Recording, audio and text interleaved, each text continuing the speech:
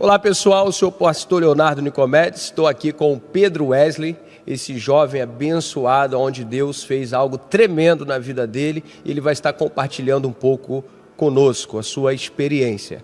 Pedro, fala um pouquinho para nós aí de como tem sido a sua caminhada com Cristo, como que você chegou até Cristo, e conta um pouquinho do seu passado também para o pessoal de casa poder entender. A paz do Senhor, eu sou Pedro, Pedro Wesley. Aos meus 13 anos de idade comecei um problema com álcool, comecei a beber, escondido dos meus pais, e aos 15 anos de idade também já comecei ao uso de drogas, comecei ao uso de drogas, a experimentar, achando que aquilo ali ia ser uma coisa passageira, aquele negócio de turma ali, as amizades. E acabou que esses vícios prejudicaram muito a minha vida, Tenho consequências até hoje desses vícios. Você está com qual a tua idade agora? Hoje eu estou com 27 anos. 27, ou seja, começou com 13 anos usando álcool, no caso. Álcool, exatamente. E você lembra, por acaso, o que te fez, o que passou na tua mente para você recorrer ao álcool? O que estava acontecendo contigo na época? No começo eu não conseguia compreender o porquê que eu estava ali, bebendo, farriando em meio de festas, mas hoje, eu identifiquei a causa do problema, Consegui identificar mais ou menos aqui com a ajuda dos pastores, que tive alguns traumas na infância causados pela minha mente, confusões, e tinha um ressentimento com meu pai, com a minha família, devido ao meu pai passar uma boa parte do tempo trabalhando fora, chegar aos fins de semana, ele queria impor suas regras, claro, como pai, e eu sempre fui restrito ali àquelas regras do meu pai, sempre eu me privava, não aceitava, isso foi criando na minha mente uma revolta, Essa revolta só se agravou, e aos meus 13 anos de idade, meu pai não queria que eu bebesse, mas mesmo contra a vontade dele, eu ia lá e continuava.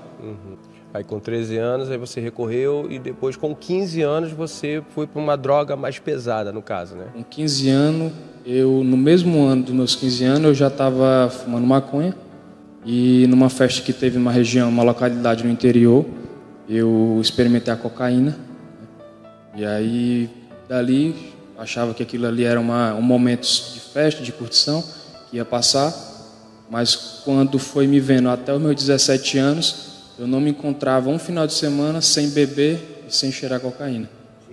Direto. Só passava às vezes 2 dias virado. Largou escola, largou tudo? Aos meus 17 anos, parei de estudar. Só ia para a escola até meus 17 porque minha mãe estava ali no meu pé. Meus pais sempre foram bem rígidos em relação ao estudo, graças a Deus. Mas aos meus 17 eu já não estudava mais. Eu estou lembrando uma história aqui, a gente nem conversou sobre isso, a questão de briga, com negócio de torcida e tudo. Como é que surgiu isso? Foi bem conturbado, Aos meus 13 anos eu também já estava envolvido em torcida organizada. Aos meus 13 anos eu era um torcedor de um clube lá do meu estado. E aos meus 14 para os 15 anos eu já me via indo para estádio sozinho, sem acompanhamento dos meus pais. E vivia em confusão, Vivia em briga, com os claques, que chamam aqui, e com os claques rival. E assim, também já passei por tantas confusões que fui para o hospital, Levei uma paulada aqui, desse lado esquerdo aqui, no supercílio. Isso foi antes de eu vir para cá. Essa cicatriz aí Essa cicatriz que eu tenho aqui foi uma paulada com uma briga que eu tive lá, uma torcida. Acabei ficando estirado assim no chão, tempo de morrer. Ali Deus já estava livrando, Como o pessoal de casa entender. A Bíblia diz em João 10:10 que o ladrão veio para matar, roubar e destruir. O ladrão, Jesus estava falando ali sobre o mercenário, sobre aqueles que não eram o pastor da ovelha e tudo, mas ele está dando a entender também que existe uma força espiritual que vem para matar, roubar e destruir. E é o que estava acontecendo na sua família e com a sua vida, Quase que ele consegue te matar ali e te destruir definitivamente, Exatamente. Eu estava ali num ciclo que eu não conseguia sair e graças a Deus hoje, Como que seus pais ficavam na época? Como é que era a vida em casa com seus pais, com sua mãe, seu pai, sua irmã? Em casa, eu tinha perdido a confiança totalmente dos meus pais. Meu pai não confiava em mim, minha mãe não confiava mais em mim. Apesar de serem meu pai, eles demonstravam na minha frente que confiavam, mas por trás eles estavam ali, vamos ter cuidado com isso, né? Eu sabia que eles tinham um pouco de desconfiança devido à vida que eu levava, né? De estar ali sempre subtraindo as coisas de casa, né? Chegava a pegar as coisas de casa, então, para vender? Já cheguei a pegar as coisas de casa, entendeu? Do ano de 2020, eu já estava já nesse ponto. Tirar as coisas de casa, as coisas do meu próprio corpo para trocar por droga. Isso, para mim, era um sofrimento muito grande. Você tinha comentado que chegou a ficar embaixo de viaduto. Como é que foi isso? Como é que você chegou a esse ponto? Em 2019, eu tive minha primeira internação. De lá para cá, até do ano de 2021, tive 6 internações, né, em clínicas de reabilitação. E no ano de 2021, antes de eu vir para cá, eu tenho certeza que o inimigo queria me levar, porque como eu ia ter uma transformação muito grande na minha vida, que eu não sabia, e no ano de 2021 foi o ano que eu mais me afundei antes de eu vir para cá. 2021. Onde eu me encontrei debaixo de uma ponte durante 3 dias, né? Eu acho de um viaduto, usando droga, né? Com pessoas que eu nem conhecia, né? Usando drogas pesadas, drogas que eu nunca, jamais imaginaria que eu ia consumir. Falava sempre para mim que essa droga eu nunca ia tocar, que era o crack. Crack? Né? Você chegou a consumir crack, então? Já cheguei a experimentar o crack, entendeu? Então, assim, nunca imaginaria que ia acontecer um negócio desse. E 2021. Você lembra qual foi o ano que seus pais vieram para Portugal? Nessa época, se calhar, você estava sozinho no Brasil, não? Estava só no Brasil. Qual ano que eles vieram para cá? Foi em 2019. 2019 eles vieram? 2019. Ah, ok. Por que eu estou lembrando, que eu veio aqui, eu chego a me emocionar ouvindo isso, o pessoal que está em casa, tá, com certeza, quem estiver passando por isso, ou um pai, uma mãe, um filho que estiver nessa situação, pode imaginar a dor desses pais. E agora eu lembrei de compartilhar e trazer uma palavra de esperança para você que está em casa nos assistindo, porque eu perguntei sobre os pais. Os pais vieram para Portugal em 2019 e vieram logo para a igreja. Eu lembro que hoje está aqui entrevistando o Pedro. É muito emocionante para mim e para toda a igreja que antes de conhecer o Pedro, nós já ouvíamos falar do Pedro. Como diz Jó, né? Antes eu te conheci de ouvir falar, agora eu te vejo os meus olhos. Nós já víamos falar, os pais vinham para esse altar, choravam aqui no altar, o pai conversava comigo, pastor me ajuda, meu filho está assim, a mãe também. E a igreja começou a clamar. E eu fiz o link aqui agora, eu linkei, porque ele está falando, o ano de 2021 foi vamos botar, o pior ano da sua vida, né, onde você chegou a usar crack para baixo de um viaduto, ficar 3 dias dormindo ali usando crack. E os pais, o pior ano da vida dele, os pais já estavam aqui em Portugal e clamando no altar. Lembro eu que um determinado culto, eu estava ali e Deus me fez olhar para o irmão Wilson, para a irmã Andréia e dizer para eles que um dia você estaria nesse altar com eles. E eles se emocionaram muito, não sei se o pessoal aqui da minha equipe está lembrando disso, quando eu profetizei, né, direcionado pelo Espírito Santo sobre a vida do irmão Wilson, sobre a irmã Andréia, sobre a Rebeca, que um dia a família está... Mas a coisa estava tão complicada que precisava ter muita fé mesmo para acreditar. E aí, quando você tocou que 2021 foi o pior ano da sua vida, eu estava lembrando desse detalhe, porque foi 2021, 2022, a gente ali orando, até que Deus, ele consolidou, e hoje você está aqui com a gente contando essa história. Isso para dizer que se Deus fez com a vida do Pedro, dessa família, do irmão Wilson, da irmã Andréia, ele pode fazer com a sua família também. Mas continua aí, como é que... Pois é, em 2021 passei por esse processo na minha vida, né? Minha mãe sempre lá, lutando, dando conselho, meu pai também. E a minha mãe em orações, minha mãe chorava escondido no quarto, né? De joelho, se ajoelhava, mas eu não dava a mínima importância para isso, né? Estava vivendo numa escuridão, não tinha sentimentos nenhum, eu nem me amava primeiramente. Então, assim, quando eu vim para cá, continuei o mesmo processo, dei continuidade no processo de uso, né? de estar ali naquela vida. Veio para Portugal e continuou usando a droga. Vim para cá, ainda continuei usando a droga. Mas aqui, quando eu pisei aqui na igreja, né, eu senti que eu ia ser liberto. Né? Se eu me permitisse, eu ia ser liberto. Glória eu senti um poder diferente, né, uma ministração diferente aqui na igreja. E me deu uma esperança no túnel. Frequentei várias igrejas, mas não me permitia. Até porque a mensagem não entrava, né, eu estava ali bloqueado. Mas a partir do momento que eu cheguei aqui na igreja, eu comecei a ver a esperança, né? Mas antes mesmo disso, passei por um processo doloroso aqui, né? Onde eu vivia dentro do quarto. Né? Já em 2022, eu vivia dentro do quarto, já clamando a Deus para que Ele me desse uma esperança ali, né? Forças, quer dizer, para continuar, né? Força para seguir, né? e Porque conseguir se libertar. esperança eu tinha. Só não tinha Uma força. dúvida aqui que surgiu. Aí você clamou a Deus, você foi usar o poder da fé, veio à igreja, mas antes disso, você já havia tentado se livrar das drogas de alguma forma? Tinha sido levado para algum centro de recuperação? Como é que foi essa tentativa anterior? Sim. Anteriormente, no ano de 2019, né, eu fui contra a minha própria vontade para uma internação. Foi internado em 2019? Internado em 2019 contra a minha própria vontade. Fui à força, né? Levaram à força, né, para uma internação, porque eu estava num estado crítico, andando com quem estava devendo, eu estava perto de morrer ali, porque eu estava andando só com quem estava errado. Então, fui internado, depois de lá passei um tratamento de 3 meses, saí, voltei novamente, voltei mais ou menos.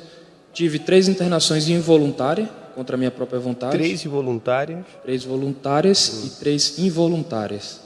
3 voluntárias e 3 involuntárias. Foram 6 internações no total.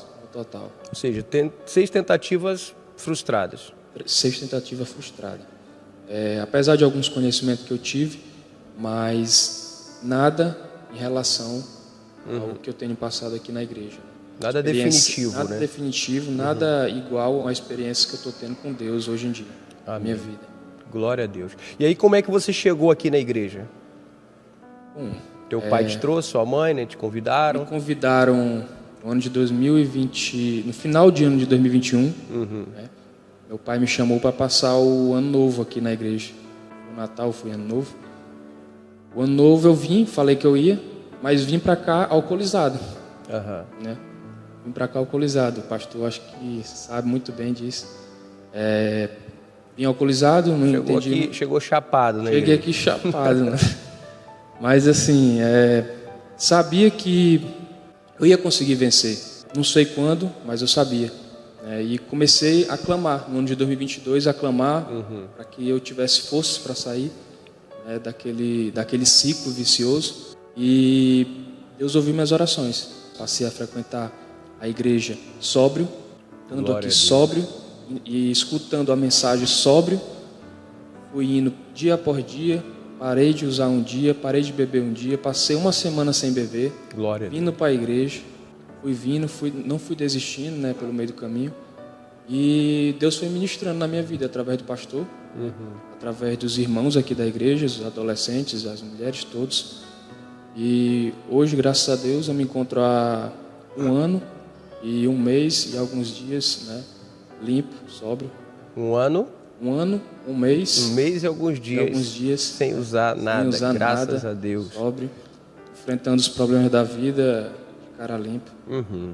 Amém. E nós tivemos aqui uma ministração também no acampamento, né? Onde nós tivemos aqui o Destrava, a ministração. Como é que foi essa ministração aí na sua vida e o pós? Sim, no acampamento passei por uma experiência também aqui muito grande. Apesar de eu ter deixado o álcool e a droga, eu ainda fiquei com o vício do cigarro. E sabia que eu ia deixar mais cedo ou mais tarde, mas sozinho eu não ia conseguir. Então teve um evento do acampamento, do Destrava, onde eu não estava afim de vir, mas eu sabia que Deus tinha algo especial preparado para mim. Vim para cá e participei da ministração que o pastor fez na minha vida.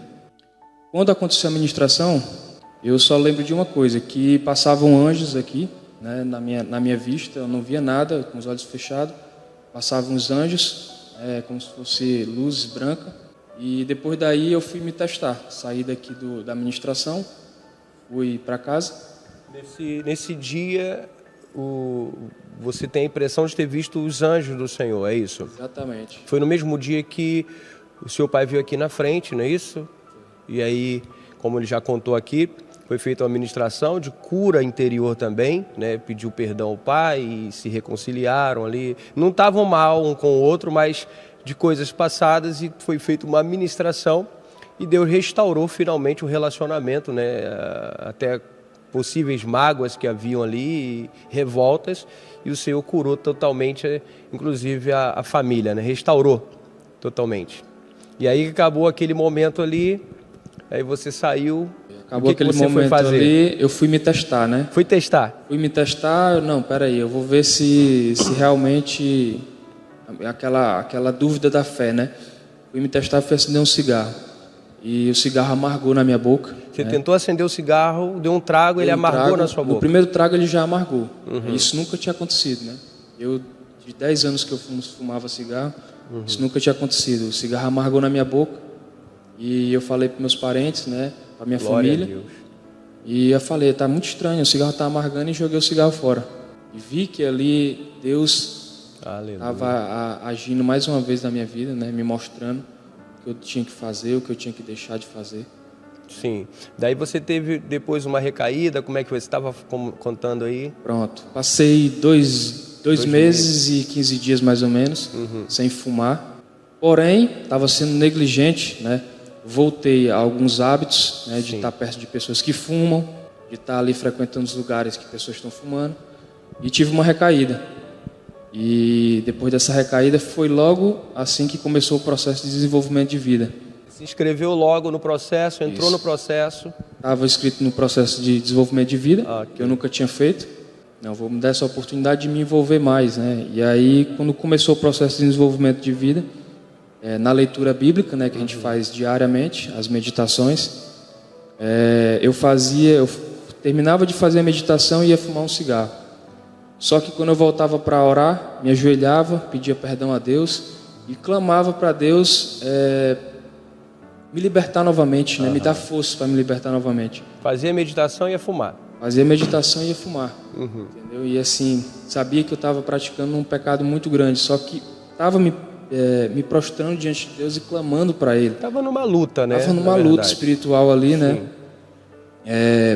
E acabou que, certo dia, terminei de fazer a meditação, fui fumar um cigarro, e me deu uma tontura, um mal-estar muito grande. Olha, gente, isso é muito forte. Repete isso aí, por favor. Eu terminei de fazer a meditação, fui fumar um cigarro lá atrás, e assim que eu dou o primeiro trago, me deu uma tontura, um mal-estar muito grande, né? Uma pressão na minha cabeça tão grande que parece que estava apertando aqui, entendeu? Parece que eu ia morrer. Comecei a ficar gelado, já comecei a ficar suar frio, calafrio. Joguei o cigarro fora. Ou seja, você passou mal do nada com um trago no cigarro. Passei mal do nada, com um trago que eu dei no cigarro. Sentei lá, fiquei parado. Chamei, pedi ajuda para estarem lá perto de mim. E aí, depois daí, vi que o Espírito Santo estava pesando a mão. Deus estava pesando a mão. Para você não tocar mais. Para mim não tocar mais. Aí foi a derrota do cigarro ali, né? Definitiva. Ali foi a derrota definitiva, né? E de lá para cá, comecei a ser mais vigilante. Porque eu sei que a minha natureza é pecaminosa e eu tenho só que evitar. Sim. Ser vigilante, né? Fugir da aparência do mal, como diz a palavra de Deus, né? Exatamente, fugir da aparência do mal. Então, assim... Perseverar, não estar me testando ali, né? Porque Deus ministrou na minha vida, Deus fez milagre na minha vida, que eu vou estar me testando, estar perto de pessoas que fumam, de estar ali brincando, porque eu fazia assim, me dá um cigarro aí, mesmo sem estar fumando, na minha primeira ministração, me dá um cigarro aí, lá no meu trabalho. Então, isso não é coisa que se faz. Sim, sim, claro. Estamos chegando já aqui no final desse depoimento tremendo, mas, Pedro, vamos deixar uma mensagem diretamente para esse pai, para essa mãe, ou para esse jovem que está enfrentando algo como você enfrentou. Olha diretamente para aquela câmera ali e fala para essa pessoa, deixa Deus te usar. O que eu tenho para dizer é que, assim como Deus foi maravilhoso na minha vida, assim como Deus vem agindo na minha vida, né, através do milagre da minha vida, eu venho dizer para você que Deus é capaz de lhe tirar de onde você se encontra. Deus é o Deus que move montanhas, né? Ele é capaz de transformar água em vinho. Então, assim, se permita, clame, peça a Ele. Se você está numa vida de sofrimento, peça a Ele, que eu tenho certeza que Ele vai lhe escutar. Essa é a mensagem que eu tenho para dizer. Amém. Jesus Cristo, Ele é o mesmo ontem, hoje e eternamente. Assim como Ele fez na vida do Pedro e da sua família, Ele também vai fazer na sua vida. É só você crer, é só você acreditar que o Senhor fará. Busca o Senhor, como diz a palavra, enquanto se pode achar. Invoque a Ele enquanto Ele está perto. Em nome de Jesus. Pedro, é só o começo, tá? Tem muito mais para acontecer na tua vida. E eu tenho certeza que nós vamos gravar muito mais, porque eu tenho certeza que esse hoje é o testemunho da restauração da família, é o testemunho da restauração, sair das drogas, do tabaco, do cigarro, mas vão vir os outros testemunhos também de cura, de casamento, da sua família, de restauração completa, porque o nosso Deus, Ele não faz a obra pela metade, Ele faz a obra por completo. Toda a palavra que foi declarada sobre a sua vida, ministrada nesse altar, ela está se cumprindo e vai continuar se cumprindo, amém? Deus te abençoe, muito obrigado.